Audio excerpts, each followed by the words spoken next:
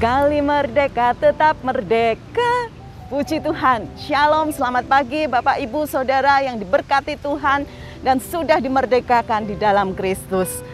76 sudah bangsa Indonesia mengalami kemerdekaan Indonesia.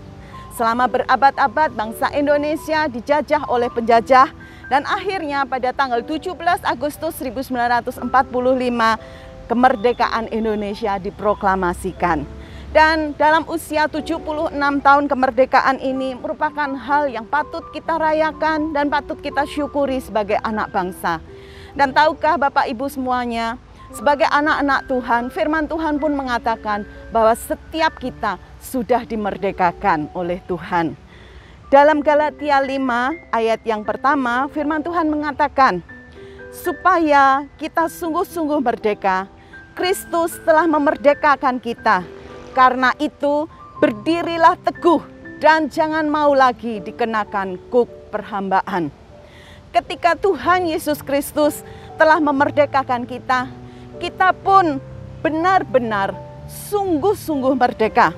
Kemerdekaan kita bukan sekedar prank, bukan merdeka tapi bohong. Tetapi ketika Yesus memerdekakan kita, firman Tuhan mencatat benar-benar kita akan dimerdekakan.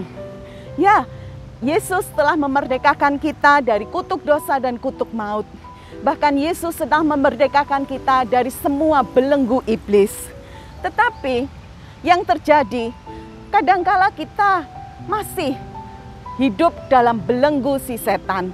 Padahal segala kuasa si setan telah dipelucuti, telah dikalahkan oleh Yesus ketika Yesus mati di kayu salib dan bangkit pada hari yang ketiga, mengalahkan kuasa maut, mengalahkan kuasa si setan. Tetapi yang terjadi, musuh kita, si iblis, firman Tuhan mengatakan, dia seperti singa yang mengaum-ngaum, berjalan ke sana kemari mencari mangsa yang dapat ditelannya. Dan di tengah-tengah situasi pandemi seperti ini, iblis juga menteror kita anak-anak Tuhan dengan berbagai macam roh ketakutan. Dengan tipu dayanya, iblis membuat seolah-olah segala masalah yang kita hadapi di masa pandemi ini sangat besar, sehingga membuat kita takut. Iblis menebar teror ketakutan di tengah anak-anak Tuhan. Takut akan COVID, takut kalau komorbid, takut kalau divaksin, takut karena usaha sepi. Yang punya anak juga takut bagaimana masa depan anak-anak saya. Mereka sekolah juga nggak jelas. Semuanya ditebar oleh teror ketakutan. Ketakutan itu seringkali menyerang dan membelenggu pikiran kita. Dari pikiran yang selalu takut, maka akan timbul rasa khawatir. Dari rasa khawatir ini akan membuat kita stres. Dan setelah stres, akibatnya ketakutan itu akan menyerang tubuh fisik kita. Badan kita menjadi sakit. Tensi kita, tekanan darah menjadi tinggi, jantung berdetak nggak karuan, gula darah naik, kolesterol naik, dan akibatnya menyerang sakit tubuh kita. Entah rasa takut apapun yang kita hadapi, maka ketakutan itu harus kita lawan. Jangan sampai rasa takut itu lebih berkuasa di dalam hidup kita.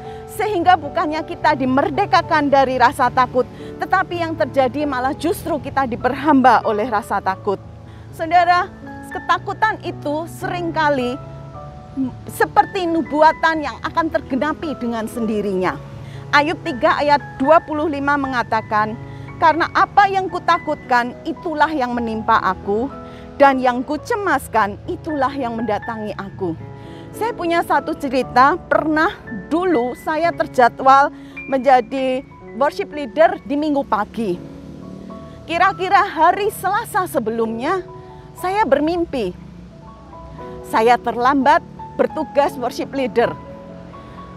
Rabu, Kamis, Jumat, Sabtu, selama itu saya dilanda ketakutan. Dalam hati saya bertanya-tanya, gimana kalau saya terlambat? Gek bener mimpi saya telat. Dan apa yang terjadi saudara? Ketakutan itulah yang terjadi. Minggu paginya saya terlambat bangun. Benar-benar saat itu saya terlambat bangun. Mungkin kalau saya tidak takut, itu nggak akan terjadi.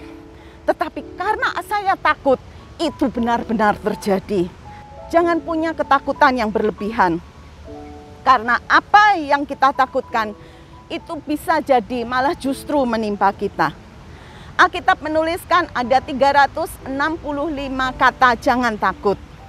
Ini berarti setiap harinya dalam 1 tahun Tuhan mau mengingatkan kita untuk kita tidak usah takut. Pertanyaannya, apa mungkin kita bisa lepas dari roh ketakutan? Jawabnya sangat mungkin. Karena firman Tuhan telah berjanji di dalam 2 Timotius 1 ayat yang ke-7. Firman Tuhan mengatakan, sebab Allah memberikan kepada kita bukan roh ketakutan, melainkan roh yang membangkitkan kekuatan, kasih, dan ketertiban. Ketika kita dimerdekakan oleh Kristus, maka kita akan diperlengkapi bukan dengan roh ketakutan, tetapi kita akan diperlengkapi dengan roh yang membangkitkan kekuatan.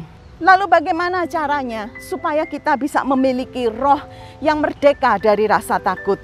Bagaimana kita bisa memiliki roh yang bisa membangkitkan kekuatan? 2 Korintus 3 ayat 17 firman Allah mengatakan, sebab Tuhan adalah roh, dan di mana ada roh Allah, di situ ada kemerdekaan. Oleh sebab itu saudara, miliki persekutuan yang intim, yang erat, yang terus menerus dengan Roh Kudus. Karena di mana roh Allah berada, di situ ada kemerdekaan. Semakin kita bergaul erat dengan Roh Kudus, maka semakin tidak ada tempat lagi buat roh ketakutan. Karena kita tahu Allah menjadi jaminan dan perisai dalam hidup kita. Tuhan adalah terangku dan keselamatanku. Kepada siapa aku harus takut? Kepada siapa aku harus gemetar kalau Tuhan yang menjadi benteng di dalam hidup kita? Amin. Puji Tuhan. Mari kita berdoa. Bapa di surga, Bapa di dalam nama Tuhan Yesus Kristus, kami mengucap syukur Tuhan buat kebaikan dan kasih setia-Mu. Engkau sudah memerdekakan bangsa Indonesia Tuhan dari penjajahan Tuhan. Dan Engkau lebih dari itu Tuhan, Engkau telah memerdekakan setiap kami anak-anak-Mu Tuhan dari kutuk dosa, dari kutuk maut, dari belenggu-belenggu si setan. Oleh sebab itu Tuhan, ketika Engkau telah memerdekakan kami tahu hidup kami benar-benar merdeka. Tidak ada teror apapun yang bisa dilancarkan oleh si iblis untuk mengganggu setiap kami Tuhan. Kami percaya Tuhan bahwa kuasa-Mu, penyertaan-Mu benar-benar nyata dalam kehidupan setiap kami. Oleh sebab itu Tuhan, biarlah setiap umat-umat-Mu, kami senantiasa Tuhan boleh memiliki persekutuan yang intim dengan Engkau. Karena di mana ketika kami memiliki keintiman dengan roh Allah, maka tidak akan ada lagi ketakutan di dalam kami. Karena kemerdekaan oleh roh Allah itulah yang mengerjakan keberanian, kekuatan di dalam hidup kami. Bapa di surga, kami berdoa untuk bangsa dan negara kami Tuhan. Biarlah Tuhan berkat-Mu atas bangsa Indonesia. Benar-benar Tuhan, bangsa Indonesia boleh menjadi bangsa yang tangguh. Bangsa Indonesia boleh menjadi bangsa yang tumbuh di tengah-tengah situasi pandemi ini Tuhan. Biarlah kami sebagai anak bangsa Tuhan, kami boleh saling menguatkan satu dengan yang lain. Bukannya kami menebar ketakutan demi ketakutan. Karena kami tahu Tuhan, ketika kami menebar kekuatan, kami menebar penghiburan, maka itu akan menjadi berkat bagi bangsa kami. Bapa di surga, kami berdoa untuk umat-umat-Mu Tuhan. Biarlah Tuhan Engkau berkati setiap umat-umat-Mu. Engkau tolong setiap kami Tuhan, apa yang menjadi doa pergumulan kami. Tuhan, Engkau Allah yang memberikan jawaban.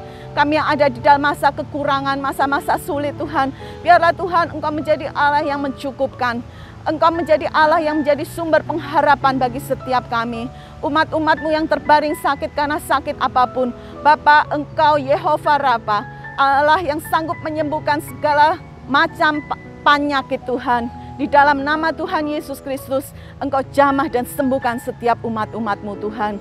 Terima kasih Bapa, beri setiap kami kekuatan, beri setiap kami penghiburan, beri setiap kami kelegaan Tuhan. Karena kami tahu Engkau adalah Tuhan yang menjadi sumber jawaban bagi kami semuanya.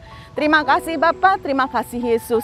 Doa ini kami naikkan dan kami alaskan hanya di dalam nama Tuhan Yesus Kristus. Haleluya.